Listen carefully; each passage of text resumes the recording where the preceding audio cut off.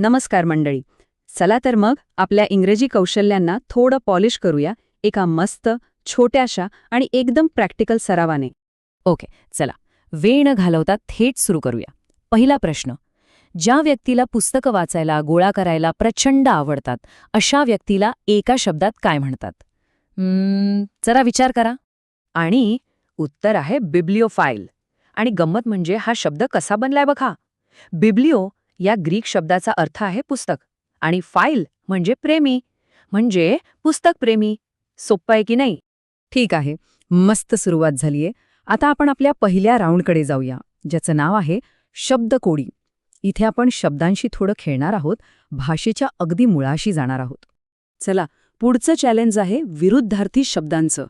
Generous म्हणजे उदार हा शब्द तर आपण नेहमी वापरतो, पण याचा अगदी उलट विरुद्धार्थी शब्द कोणता असेल बरं? एकदम बरोबर, तो शब्द आहे सेल्फिश म्हणजे स्वार्थी. जेनरस म्हणजे जो दुसऱ्यांना भरभरून देतो आणि सेल्फिश म्हणजे जो फक्त आणि फक्त स्वतःचा विचार करतो. बघा किती स्पष्ट फरक आहे दोन्हीमध्ये. ओके, आता एक थोडासा ट्रिकी प्रश्न अनेक वचनांबद्दल. इंग्रजी भाषेने ना अनेक भाषांमधून शब्द घेतलेत, त्यामुळे कधीकधी नियम जरा बदलतात. तर कॅक्टस या शब्दाचं अनेक वचन काय होतं? याचं उत्तर आहे कॅक्टाय. आता असं का? कारण कॅक्टस हा मूळचा लॅटिन शब्द आहे आणि लॅटिनमध्ये ज्या शब्दांच्या शेवटी अस येतं त्यांचं अनेक वचन करताना आय वापरतात. अगदी फंगसचं फंगाय होतं तसंच. चला तर मग आता शब्दांच्या परीकडे जाऊया आणि भाषेच्या एका कलात्मक आणि रंजक दुनियेत शिरूया. आपल्या दुसऱ्या फेरीमध्ये आपण इंग्रजी भाषेचे काही खास अर्थ उलगडणार आहोत. सुरुवात करूया हायपरबोलीपासून. मराठीत आपण याला अतिशयोक्ती म्हणतो. म्हणजे काय तर एखादी छोटी गोष्ट खूप खूप वाढून सांगायची, फक्त तिचा प्रभाव वाढवण्यासाठी. याचे एक क्लासिक उदाहरण म्हणजे I am so hungry I could eat a horse. म्हणजे मला इतकी भूक लागलीय की मी घोडा खाऊ शकेन. आता खरंच कोणी घोडा खाणार आहे का? नाही, पण भूक किती जबरदस्त लागलीय हे सांगायची ही एक पद्धत आहे. आता पुढचा अलंकार आहे पर्सॉनिफिकेशन. सोप्या भाषेत सांगायचं तर निर्जीव वस्तूंना माणसांसारखं वागवणं, म्हणजे त्यांना मानवी गुण देणं. उदाहरणार्थ वाक्य आहे the sun smiled at me, म्हणजे सूर्य माझ्याकडे बघून हसला. आता सूर्य काही खरंच हसू शकत नाही, तो तर निर्जीव आहे, पण त्याला हसण्याचा मानवी गुण दिला आणि यामुळे वाक्य किती सुंदर वाटतं. हेच आहे पर्सॉनिफिकेशन. चला आता एक वाक्प्रचार बघूया. To burn the midnight oil. याचा शब्दशः अर्थ रात्री तेल जाळणे असा नाहीये. याचा खरा अर्थ आहे रात्री उशिरापर्यंत जागून काम करणं. नाही का? परीक्षेच्या वेळी अनेक जण मिडनाईट ऑइल बर्न करतात, म्हणजे रात्र रात्र जागून अभ्यास करतात. वा, आता आपण आलो आहोत आपल्या शेवटच्या आणि सगळ्यात महत्त्वाच्या फेरीकडे, व्याकरणाची कसोटी. तयार आहात ना? आपण रोजच्या बोलण्यात किती वेगवेगळ्या प्रकारची वाक्य वापरतो, नाही का?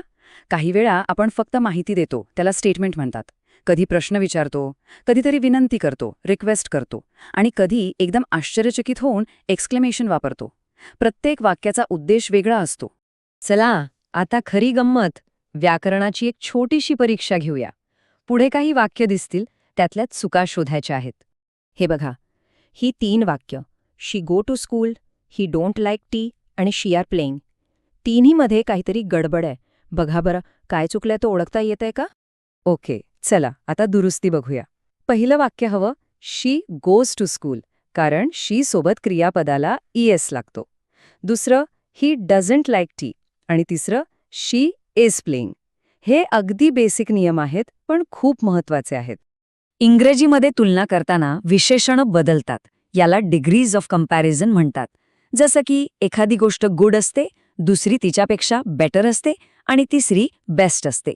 तसंच टॉल, टॉलर आणि टॉलेस्ट म्हणजे उंच, अधिक उंच आणि सर्वात उंच. चला आपल्या सरावाच्या शेवटाकडे आलो आहोत. एक शेवटचा प्रश्न जो भाषा आणि सामान्य ज्ञान दोन्ही तपासतो. आणि याचं उत्तर आहे डेमोक्रेसी म्हणजेच लोकशाही. लोकांनी लोकांसाठी चालवलेलं राज्य, हीच ती शासन प्रणाली. तर हा होता आपला एक छोटासा इंग्लिश ग्रामरचा सराव. पण या सगळ्यातून आपल्याला काय शिकायचंय? एक गोष्ट लक्षात ठेवली पाहिजे, व्याकरण म्हणजे फक्त नियम पाठ करणं नाही, तर ते एक साधन आहे. आपलं म्हणणं अधिक स्पष्टपणे, अधिक प्रभावीपणे आणि अचूकपणे मांडण्याचं एक जबरदस्त साधन. मग आता हा विचार करा, आज आपण जे काही पाहिलं त्यातला एखादा नवीन शब्द, एखादा वाक्प्रचार किंवा एखादा नियम आजच्या बोलण्यात कसा वापरता येईल. नक्की करून बघा.